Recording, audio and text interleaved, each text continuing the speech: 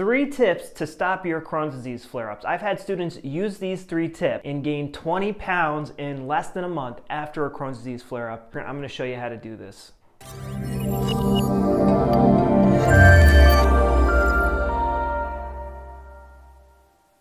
Hi, my name is Mike the Heal Your Gut Guy. I healed myself of Crohn's 100% naturally, and I've helped many people get out of a Crohn's disease flare-up using these 3 tips. And so the first tip to getting out of a Crohn's disease flare-up is to remain calm. And the only way to remain calm when you have blood flying out of your butt and you have horrible cramping and gut pain is to understand what is going on. Because if you don't understand what your body is doing, you don't know the right steps to get out of this situation. It is very easy to get trapped in a flare-up for years when you don't understand what's going on and you're tripping over these tripwires, which are resetting the process. So very quickly, I'm going to show you what is happening so you know these correct steps to take. So what's happening is, Crohn's disease is caused by stress. It's indigestible anger. What was a stressful event that's happening in your life, the time your Crohn's disease flare started? For me, my worst Crohn's disease flare was when I was in a very stressful relationship. I was with my girlfriend, we were living together, and things weren't going well. We were fighting every night. But one day, we had paid for this vacation like months before, and we went on this vacation together, and we decided, going on this vacation, hey, we're going to put our differences aside and enjoy this vacation. And on that vacation, I got extremely sick. I had diarrhea, cramping, vomiting, fever. It was the worst flare I had ever had in my whole entire life. And it just so happened that the past 3 months were the most stressful. All the other stress was down here. This stress was like all the way up here, off the Richter scale, super stressful. So what was going on here is at some point I had a conflict shock, indigestible anger. I can't understand why she's behaving this way and why we have to end a relationship. If she would just behave herself, indigestible anger towards this situation.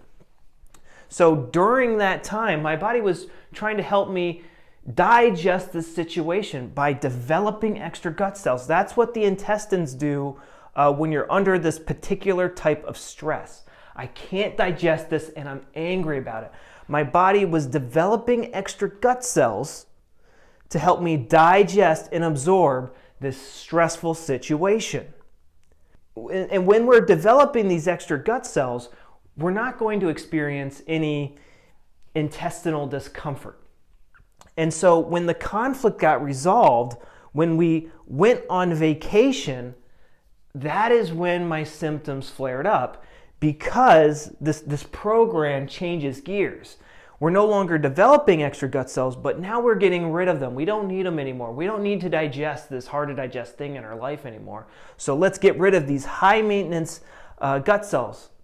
And so when you're removing physical flesh from your intestines, it's going to hurt. It's going to cause symptoms.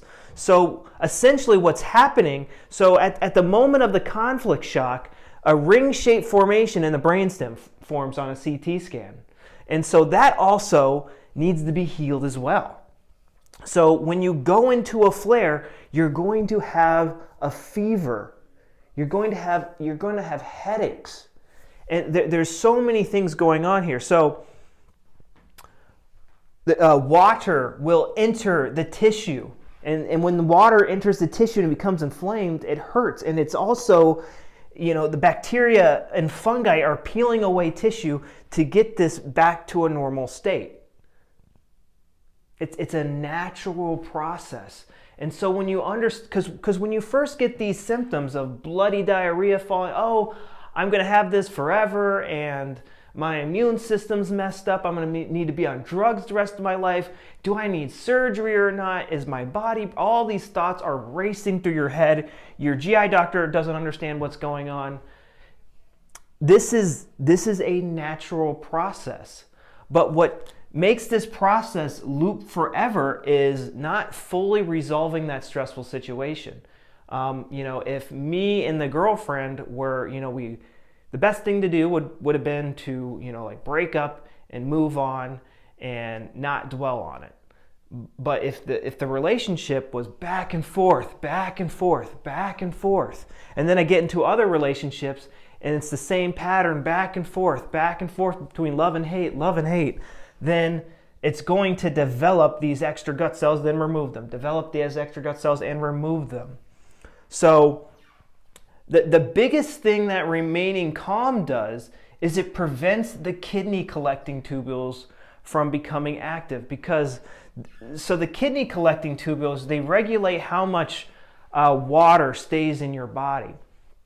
And when you experience a conflict, when you experience an existence conflict, like, oh no, I have Crohn's disease, I don't know how I'm going to exist, how am I going to pay for the drugs? An existence conflict, a refugee conflict.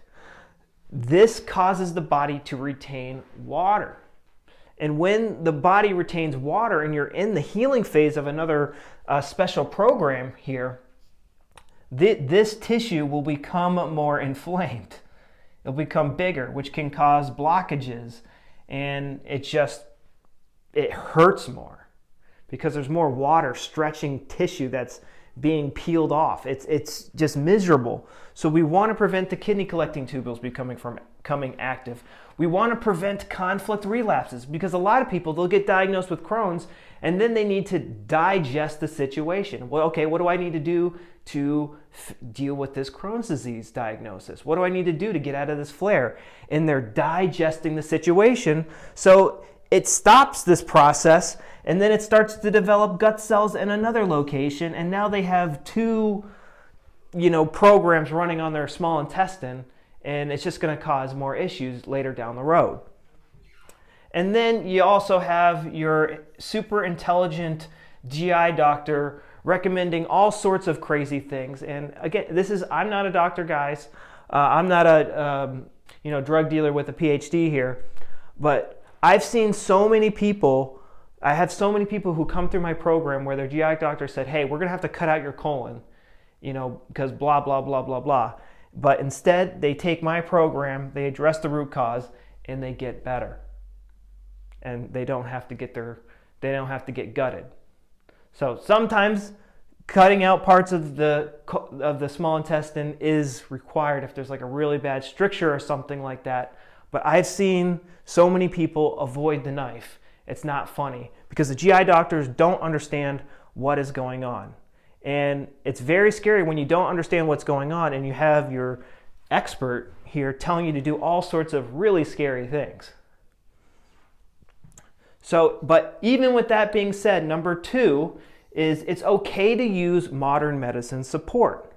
So usually when you're going through the healing phase, there's going to be a lot of water in the brain, a lot of inflammation in the brain.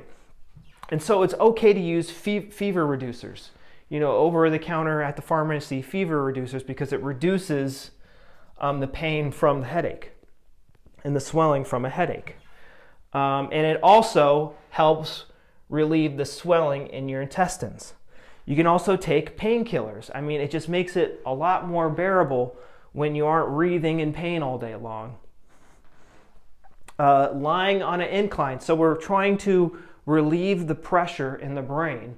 So, if you lie like this, it's going to put a lot of pressure in your brain. But if you lie on an incline instead of straight back, there's a lot less pressure buildup in the brain, and it just makes the experience more enjoyable.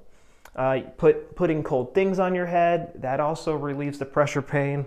Avoiding hot baths and being like out in the sun, because the more heat on your head, the more the pressure pain will be on your head. And it just makes the healing phase a lot less pleasant. So avoid your head and your just body in general being really hot. And another thing that a lot of people, I'm going to get a lot of flack for this. So what's happening here is, bacteria and fungi are breaking down this tissue. Okay, that's their purpose. They are made by our own cells to break down this tissue. And so when we take antibiotics, it reduces the amount of bacteria and fungi breaking down the tissue, which is, a good and a bad thing. We want these bacteria and fungi breaking down this tissue so the organ can go back to normal. But on the other hand, sometimes when people have lots of gut cells to remove, it's just too much stress on the body. It's like too much stress. It's too painful. And antibiotics can save someone's life. So it's up to you whether you want to take, modern medicine antibiotics or natural antibiotics, but they can literally save someone's life because when this is like really bad, it can be really intense. And I would also avoid probiotics during this time, because what probiotics do is they put more bacteria and fungi into the system, which aid with the cell removal, which will increase your symptoms. So avoid probiotics and take some antibiotics, whether it be modern medicine or natural. But it's not, in modern medicine, they tend to like to prescribe antibiotics for a very long time, but I advise you take antibiotics for, until the symptoms become more bearable. Then you can stop. So another big issue is diet. What do you eat on a Crohn's disease flare diet? So my favorite thing to eat is Jell-O or meat stock and soups, things that are easy to digest because your gut is under a lot of stress right now. But the biggest thing is that you do not blame food and that you view all food as safe. Food is not causing this process of cell proliferation and cell loss. It can if you perceive foods as hard to digest. I had a friend, when he resolved his conflict, he just happened to have a burger and milkshake. And so he blamed red meat and dairy on his digestive issues, and then they became their own special program. Oh no, red meat and dairy is hard to digest. So every time he ate red meat and dairy, there was this process of cell proliferation and cell loss.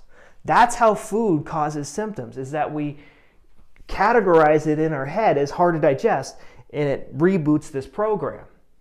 So we have to view all foods as safe. Everything you eat at this point is going to come out as diarrhea. That's just how it works, because your body is like flushing out the waste of this cell proliferation and cell loss process. There's going to be mucus. There might be blood. And if you're getting like lots of blood, it's okay to go to the hospital and get blood transfusions. But just don't be scared by all the crazy stuff your GI doctor is going to tell you, because he has no idea what's going on.